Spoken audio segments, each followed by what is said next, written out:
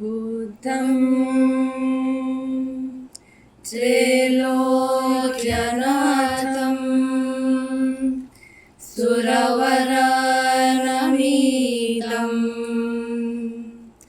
पारसंसारतीर्णं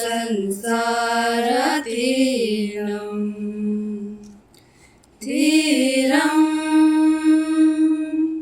गम्भीरवन्तं सकलगुणनिधिं धर्मराजाभिषिक्तम्। मित्रों, हमारे बड़े भाई प्रोफेसर सदानंद शाही जी ने एक बड़ा विजन के साथ इस यात्रा को आरंभ करने का निश्चय किया। कई वर्षों से वो दुनिया और समाज को बदलने में सक्रिय हैं। उनका आदेश था, उनका निर्देश था कि हम नालंदा को संयोजित करें। मैं हृदय से उनके साथ हूं और आज इस मंच से उनका और पूरी टीम का स्वागत करता हूं। भगवान बुद्ध शास्त्र के पक्ष में नहीं खड़ा होते हैं। भगवान बुद्ध एक लोक और शास्त्र के बीच का सेतु बनते हैं और यह रचना प्रक्रिया हमारे भीतर से आती है, तभी हम बाहर उतरते हैं। बाहर से भीतर की प्रक्रिया और भीतर से बाहर की प्रक्रिया, यही साहित्य का हेतु है। और मैं अपने सारे साथियों को मैं बधाई दूंगा कि आप इन दोनों प्रक्रियाओं की आवाजाही को सीधे साक्षात्कृत कर रहे हैं। जब से मशीनें आ गई और तेज चलने लगी, गाड़ियां चलने लगी, तब से हम रुकना ही भूल गए। हम कहीं नहीं रुकते। मतलब यात्रा तो हो रही, लेकिन चलते ही रहे, रुक रहे हैं। पर्यटक अब ज्यादा हो गए हैं, मतलब टूरिस्ट हो गए हैं, यात्री नहीं बचे। तो यह जो यात्रा है, ये यात्रा के शिल्प का और हमारे अंदर का जो यात्री है उसकी पुनर्खोज है कि हम अपने आप को पर्यटक वाली बात बंद कर दें कि आज यहाँ कर, वहां परसों वहां। बनस्पत एक जगह रुकना सीखें। 4 महीना अपने घर रुकना सीखें, अपने लोगों से बातचीत करना सीखें, अपने गुरुओं से बात करना सीखें। अभी एक किताब, कहिए एक निबंध मेरी निगाह से गुजरा और उसका मैं हिंदी अनुवाद करवा रहा हूं। साखी के अगले किसी अंक में आएगा। शैली का निबंध है, ए डिफेंस ऑफ पोएट्री। वो कहा जाता है ना कि वो, अभी देखा मैंने फेसबुक पर भी तैर रहा था कि प्लेटो ने कहा था कि मैं जो रिपब्लिक बनाऊंगा उसमें कवियों के लिए जगह नहीं होगी। तो कवियों के लिए जगह नहीं होगी, ये बात एक तरफ कही जाती है। शैली ने ऐसे ही बेवकूफाना सवालों का जवाब देते हुए वो निबंध लिखा है, ए डिफेंस ऑफ पोएट्री।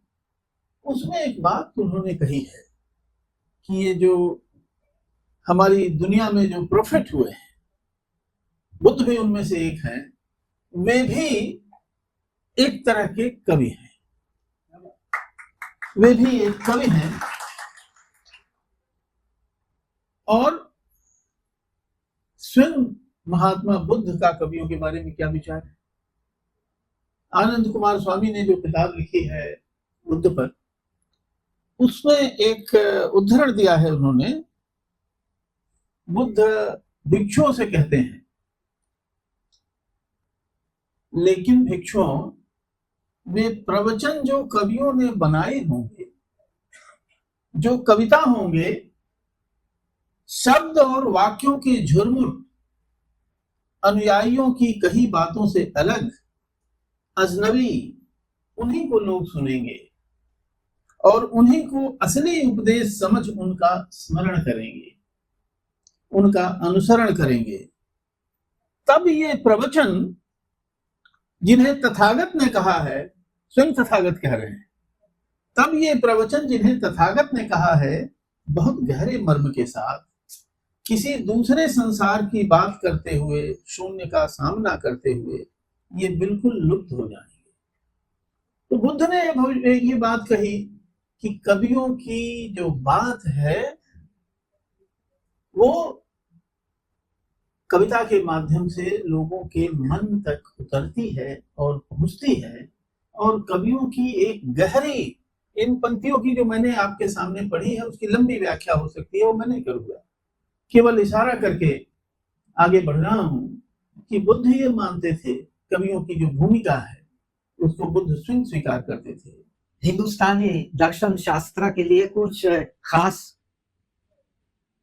श्रद्धा नहीं चाहिए, परंपरा भी नहीं चाहिए, बुद्धि चाहिए। बुद्धि चाहिए समझने के लिए क्या मन बीमारी की चिकित्सा कैसे कैसे चलेगा। तो जो 12 दार्शनिक हैं ये मन की चिकित्सा के मतलब प्रिस्क्रिप्शन दे दिए। ये सब प्रिस्क्रिप्शन बहुत बढ़िया है। ये भारतीय संस्कृति के समर्थन है विश्व संस्कृति के लिए। कि बुद्ध ने जो भोजन हिताय और भोजन सुखाय की बात कही होगी, तो उस देश काल की वो आवश्यकता रही होगी, या उनको जो संबुद्धता या उनको जो ज्ञान की प्राप्ति हो गई होगी।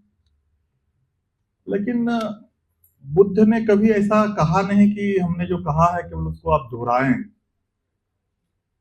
क्योंकि अगर वो रहता वो मामला श्रुति वाली कि आप वही हूबहू रटें और उसको ही उल्लेखित करें जो ऋचाओं के साथ था, वैदिक ऋचाओं के साथ, तो फिर वो हीनान, महायान, वज्रयान और सहजयान नहीं होते, या नागार्जुन फिर यहाँ से उठ के नागार्जुन कुंडा जाकर कोई अलग तरह की चीज वो नहीं देते। तो वो बहुत जड़ दर्शन नहीं है, वो आपको सोचने के लिए और विवश करता है कि आप इसमें कुछ नया जोड़ें। और फिर हमारे यहाँ भी वो हायरार्की शुरू होती है जो अंतहीन है जातियों और उपजातियों। ये एक प्रॉब्लम शुरू होता है कि अगर आप मानव की श्रेष्ठता स्वीकार कर लेते हैं। दूसरा कि आप मान के चल रहे हैं कि क्या वनस्पतियों में चैतन्य नहीं है, क्या पशु में चैतन्य नहीं है, तो फिर क्यों वो भेड़ के बच्चे को के प्रति करुणा दिखा रहे थे गौतम बुद्ध, जो घायल होकर लड़खड़ाता चल रहा था, उसको अपनी गोद में लेके गौतम बुद्ध बढ़ रहे। क्योंकि करुणा केवल जन तक सीमित नहीं है, उस भेड़ के उस शिशु के प्रति भी है जो घायल और लड़खड़ाता हुआ चल रहा था। अजंता की जब गुफाओं के चित्र देखते हैं तो विश्व कला में भारतीय कला को जो खड़ा करती है ये अजंता के चित्र हैं। तो उन चित्रों को या उन स्कल्पचर्स को जब हम देखते हैं शिल्प के तौर पे हम उनकी प्रशंसा करते हैं, क्या कार्विंग है, क्या फॉर्म है, पर जो उसके पीछे के प्रेरक विचार हैं जिन्होंने उस शिल्प को आकार दिया, जब हम उन विचारों को समझते हैं तो उन आकृतियों के एक और आयाम हमारे सामने आते हैं।